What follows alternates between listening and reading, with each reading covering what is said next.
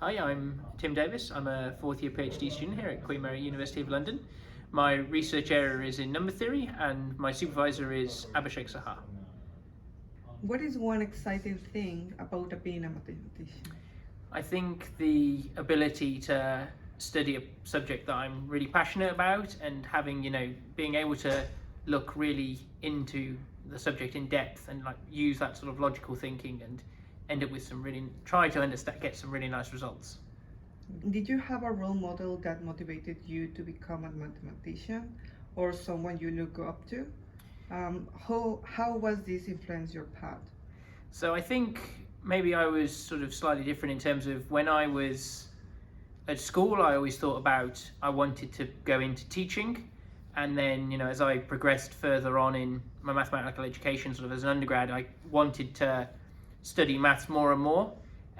So I guess really it was sort of my undergraduate lecturers who really sort of allowed me to go to them and ask lots of questions. So I guess sort of my master's supervisor and other lecturers there, where they were really friendly and just able to, let me explore my passion for mathematics.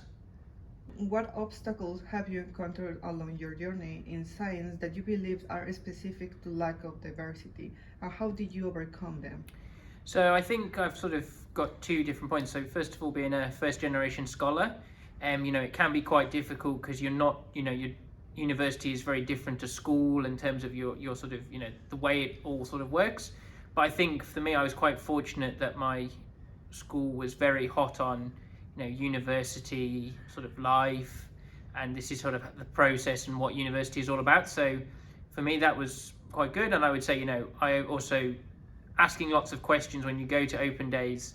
Don't be shy, really engage with all the people, ask as many people as you can. And then from a dyslexia point of view, I think that's quite difficult because it's maths and dyslexia. Some people think that it's not really affecting you so much, but actually it can be quite difficult to learn at the same sort of pace as everyone, and it affects people in different ways. So I think there, it's can be a little bit more challenging, but that now universities are very, they're really on there, and there's lots of, every university has a sort of what's it called, DDS, like a disability and dyslexia service. They're really good, and you go as soon as you start, email, speak to them, or go to them in person, just say, hey, this is my disability, and then they'll put a plan in place. So if it might be extra time in exams, or for me it's sort of maybe having questions written down when it's an oral exam. Reflecting on the challenges in your career, is there any advice for aspiring or early mathematicians who are facing the same obstacles? Yeah, so I guess try to, ask questions, do a lot, if you're going to a specific uni, look at, especially if you're a first generation scholar, you're interested in, say, you're interested in maths, look at what modules they do, look at the module titles, and then try and do a bit of research. Wikipedia is great, where it will just give you an overview of what that subject is about. And of course, when you go to then open days, you can be a bit prepared and say, this is some modules I'm really interested in.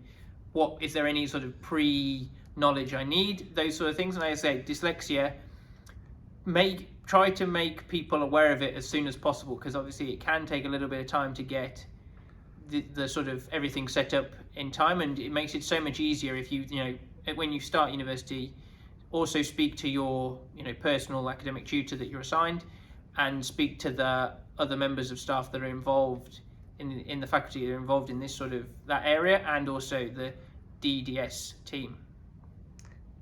Any final comments? If you just enjoy, it's a great experience. Just enjoy the subject and have if you're passionate about it, you'll do great. There's nothing to worry about.